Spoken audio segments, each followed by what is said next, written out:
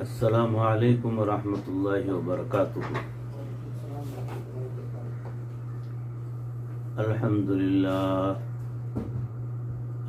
للہ وکفا وسلام علی عبادہ الذین اصطفى، اما بعد۔ قال اللہ تبارک وتعالی فی القرآن المجید والفرقان الحمید، فأعوذ بالله من الشيطان الرجيم، بسم الله الرحمن الرحيم، قد أفلح من تزكى، صدق الله مولانا العظيم۔ اللهم صل على سيدنا ومولانا محمد وبارك وسلم كما تحب وترضى عدد ما تحب وترضى۔ محترم اور مکرم ناظرین، حاضرین، سامعین، عزیزوں، بھائیوں، بزرگوں اور دوستوں، معزز خواتین، ہماری ماں بہنوں، تصوف کے عنوان سے جو بیانات کا سلسلہ چل رہا ہے، اس میں موضوع چل رہا ہے اصلاح باطن کی فکر، یعنی ہمارے اندرونی، ہمارے ایمان، ہمارے نفس کی اصلاح، ہمارے دل کی صفائی، یہ تمام چیزوں کی از حد ضرورت ہے، بہت ہی زیادہ ضرورت ہے۔ اگر اس پر توجہ نہیں کی گئی تو ہماری جتنی بھی عبادتیں، ذکر و اذکار، تلاوتیں، نماز، روزہ، حج، زکوٰۃ، یہ تمام چیزیں جو ہم کر رہے ہیں وہ سب کی سب بیکار اور ضائع ہو جائیں گی جب تک ہماری اندرونی صفائی نہیں ہو سکتی۔ تو اس لیے اکابرین بزرگوں نے جو ہے اس کی فکر کرتے ہوئے باطن کی اصلاح کے تعلق سے کچھ باتیں جو ہے ہمیں سمجھانے کی کوشش کیے ہیں۔ سماعت فرمائیں کہ ہم مشرق میں ہوں یا مغرب میں ہوں، شمال میں ہوں یا جنوب میں ہوں، دنیا کے کسی بھی گوشے کے لوگوں سے تعلق رکھتے ہوں، اس کو قرآن مجید سے دین اسلام کی ہدایت ملتی ہے۔ اس کی بنیاد کیا ہے؟ اس کی بنیاد یہ ہے کہ شریعت میں اصول متعین کر دیے گئے اور اسباب اور وسائل کو امت کے علماء پر چھوڑ دیا گیا کہ مقصود یہ ہے اب اس کو حاصل کرنے کا جو بھی طریقہ آپ کے زمانے میں ہو اس کو اختیار کرنا چاہیے۔ یہ فیصلہ کون کرے گا؟ اس دور کے جو علماء اور مشائخ ہوں گے وہ اپنے اپنے دائرے کار میں ان چیزوں کا فیصلہ کریں گے۔ یہ بات ذرا مثال سے واضح کرنا ضروری ہے۔ دین اسلام نے علم حاصل کرنے کا حکم دیا، علماء کے فضائل بتائے، علم کی فضیلت بتائی۔ نبی اکرم صلی اللہ علیہ وسلم نے یہاں تک فرمایا کہ علم کا حاصل کرنا ہر مسلمان مرد اور عورت پر فرض ہے۔ طلب العلم فریضۃ علی کل مسلم و مسلمہ، لیکن علم کو حاصل کیسے کرنا چاہیے یہ راستہ کھلا رکھا ہے، متعین نہیں ہے کیا، یہ میدان کھلا چھوڑ دیا، چونکہ مختلف ادوار میں تقاضے مختلف ہو سکتے ہیں۔ کہیں تو یہ علم فقط استاد ہی سے حاصل ہو سکتا ہے،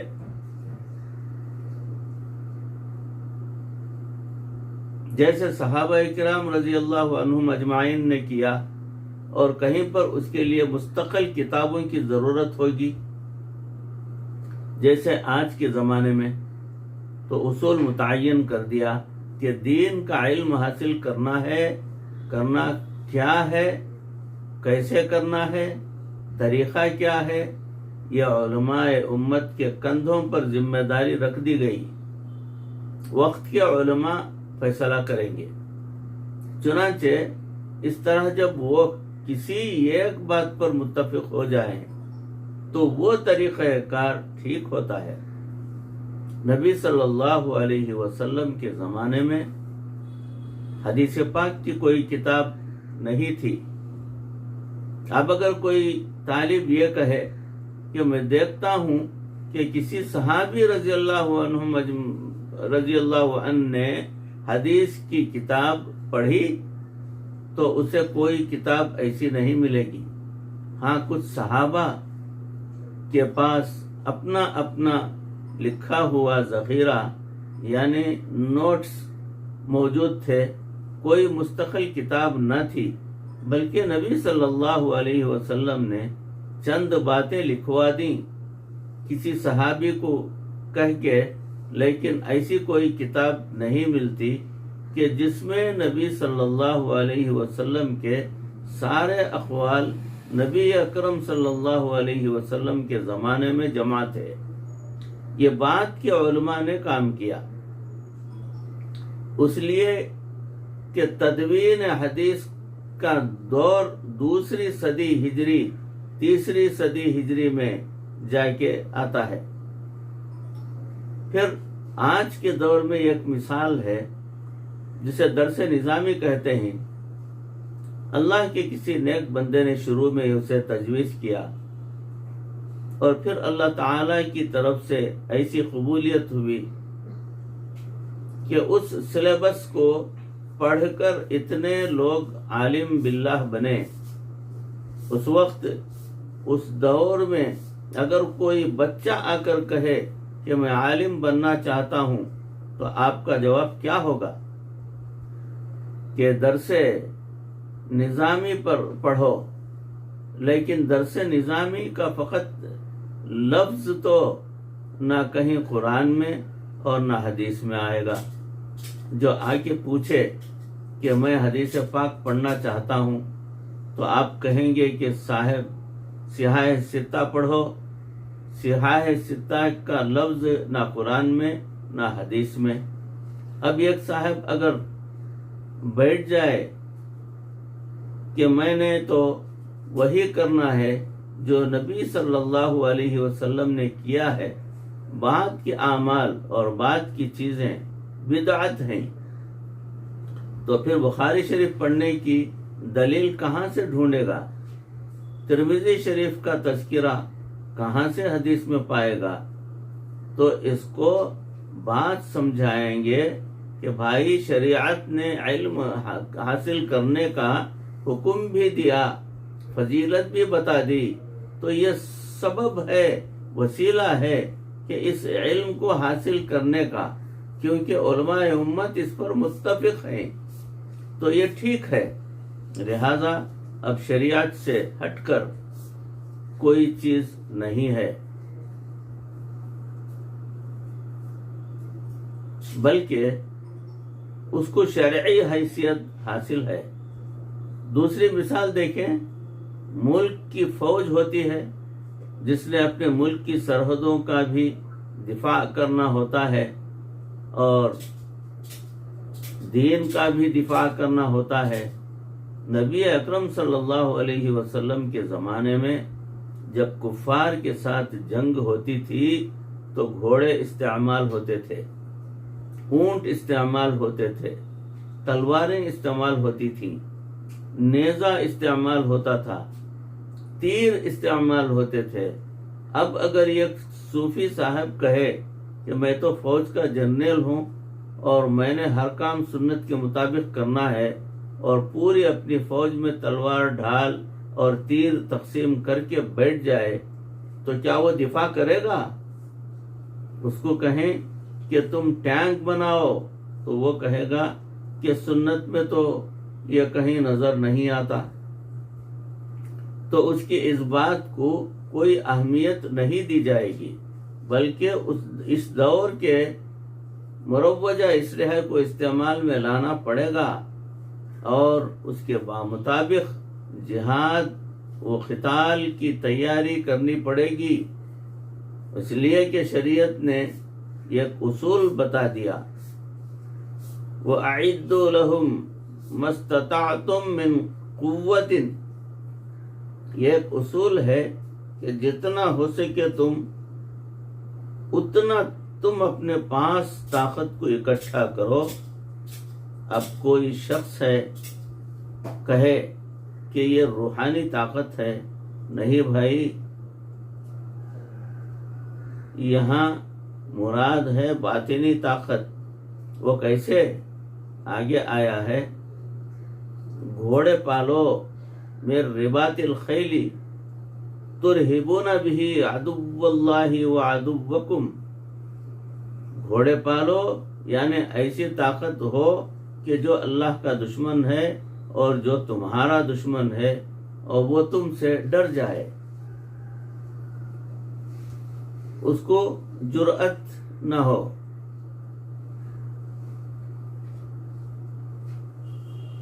ہونہاری آنکھ اٹھا کے دیکھنے کی یہ اصول بتلا دیا گیا۔ اس اصول کے تحت ذمہ داری فوج کے بڑوں کے کندھوں پر آ جاتی ہے کہ وہ اپنے ملک اور قوم کے دفاع کے لیے اس دور کے تقاضوں کے مطابق ضروری ساز و سامان اکٹھا کرے اور دفاع کے نظام کو مضبوط بنائے۔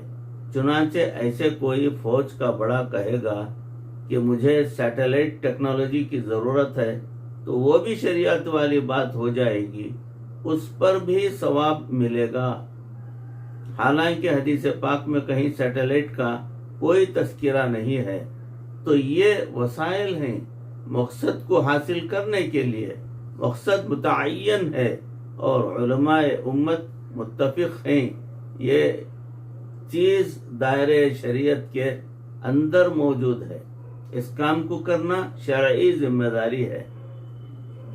ان دونوں مثالوں پر قیاس کرتے ہوئے سامنے رکھتے ہوئے آپ یہ سوچئے کہ شریعت نے اپنے من کو صاف کرنے کا حکم بھی دیا ہے، اسے پسند بھی کیا ہے۔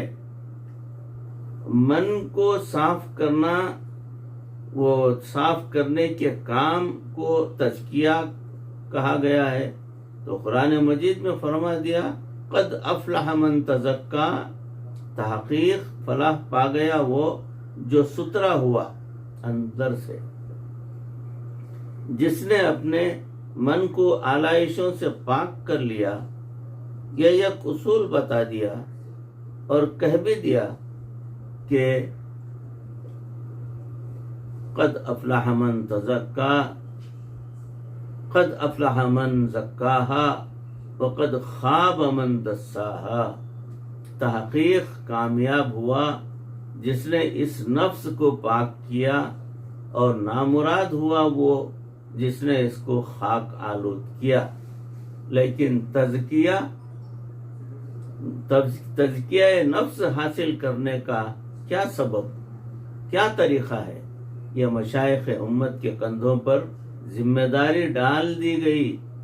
اب آپ لوگ متعین کریں کہ کس دور اور زمانے میں کیا طریقہ کار اختیار کرنا ہے انسان کے من کو صاف کرنے کا۔ آج ہمارے دلوں پر جو گندگیاں لگتی ہیں یہ ایسی ہیں کہ وہ پہلے زمانے کے لوگوں کے تصور میں بھی نہیں ہوتی تھی۔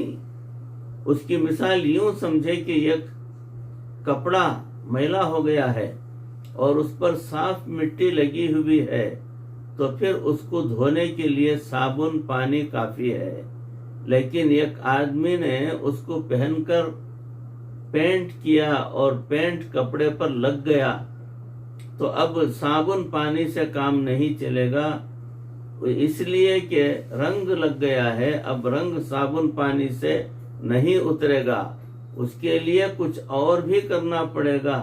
مثلا کہتے ہیں کہ تھنر جو ہے وہ ہوتا ہے، اس کو وہ رنگ کی جگہ پر لگا دیا جاتا ہے، تو اس حصے کو وہ رنگ کو جو ہے وہ نرم کر دیتا ہے، ڈھیلا کر دیتا ہے، اس کو صاف کرو تو یہ رنگ اتر جائے گا۔ کچھ ایسے مشروب ہیں کہ کہ جب کپڑوں پر گر جاتے ہیں تو وہ صابن اور پانی سے ٹھیک ہی نہیں ہوتے۔ ایک مرتبہ لکھنے والا کوئی قلم تھا، اس کی سیاہی کپڑوں پر لگ گئی، اس کو صابن بھی لگا کر دھویا گیا، پانی سے بھی دھویا گیا، لیکن وہ کالا داغ لگا ہوا ہی تھا۔ پھر اس پر تحقیق کی کہ اس کو کیسے اتاریں، تو ایک خاص کیمیکل کا پتہ چلا کہ وہ لگائیں گے تو پھر یہ اترے گا۔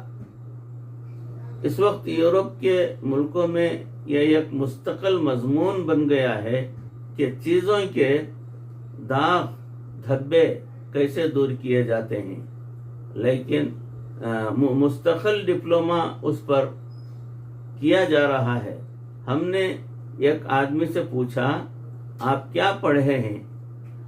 تو اس نے کہا، چیزوں کے داغ دھبے دور کرنے کا ڈپلومہ۔ یا اللہ!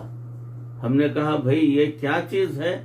تو کہنے لگا، گھروں میں قالین ہوتے ہیں اور عجیب قسم کی چیزیں استعمال میں آتی ہیں، مثلا کھانے پینے کی چیزیں ہوتی ہیں، اور بچے گرا دیتے ہیں کچھ، تو ان کے ایسے ایسے داغ لگتے ہیں کہ اترتے ہی نہیں۔ ان کو اتارنا ایک مستقل علم بن گیا ہے۔ پہلے زمانے میں اس کی ضرورت ہی نہیں تھی، نہ قالین تھے اور نہ قالینوں کے داغ تھے، کپڑے بھی سادہ ہوتے تھے اور زندگیاں بھی سادہ ہوتی تھیں۔ کوئی داغ لگ بھی جاتا، ذرا سا دھونے سے صاف ہو جاتا تھا، مگر آج تو بے دھیانی میں کوئی بندہ جب جیب میں مار کر ڈال کر رکھا ہوا رہ جائے، کھلا رہ جائے، تو تھوڑی دیر کے بعد پتہ چلتا ہے کہ کھلا تھا۔ جب کافی حصہ کپڑے کا سیاہ ہو چکا ہے تو ضرورت پڑ گئی کہ اس کو صاف کیسے کیا جائے۔ تو یہ آج کی ضرورت ہے، پہلے اس کی ضرورت پیش نہیں آتی تھی، جس طرح داغ دھبوں کو دھونے کی اب ضرورت پیش آ رہی ہے، نئے نئے کیمیکل استعمال کرنے پڑتے ہیں۔ تو اسی طرح دل کے داغ دھبوں کا بھی یہی حال ہے۔ آج کل جو داغ دل پر لگ جاتے ہیں تو ان کو دھونے کے لیے بھی روحانی نسخوں کی ضرورت پڑتی ہے۔ پہلے ایک پاکیزہ دور تھا، حیا کا دور ہوتا تھا، بہت ساری برائیاں، گناہ اس زمانے میں ہوتے ہی نہیں تھے۔ اس سے اندازہ لگائیں کہ اس زمانے میں اگر کوئی پاگل ہو جاتا تو وہ کثرت سے اذانیں دینی شروع کر دیتا، لوگ سمجھ جاتے کہ یہ پاگل ہو گیا ہے، اس لیے ہر وقت اذانیں دیتا رہتا ہے۔ اس وقت کے پاگل ایسے تھے، اور آج کل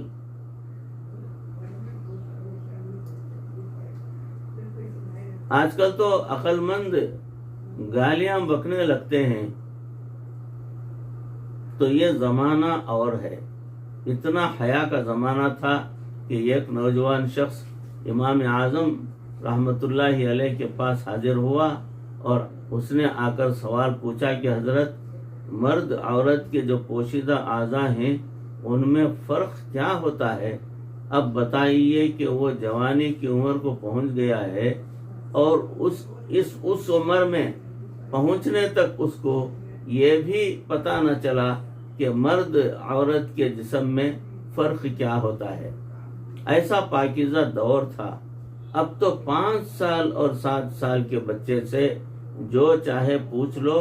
پہلے وقتوں میں انسان کے من کو صاف کرنے کا معاملہ کچھ اور تھا، اب اس کے اندر تبدیلی آتی چلی جا رہی ہے۔ اس لیے شریعت نے یہ ذمہ داری مشائخ کے کندھوں پر ڈال دی۔ سالکین کو اس طرح ایسی محنت پر کھڑا کرنا تھا کہ وہ اپنے من کو صاف کیسے کریں۔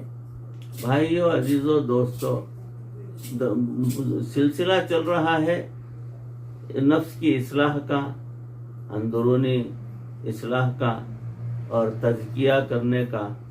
تو اسی موضوع پر انشاءاللہ آئندہ بھی مضامین چلیں گے. وقت کی زیادتی کی وجہ سے میں مضمون کو یہیں روکتا ہوں. اللہ رب العزت ان کہی سنی باتوں پر اس عاجز کو بھی آپ تمام کو بھی عمل کرنے کی توفیق عطا فرمائے.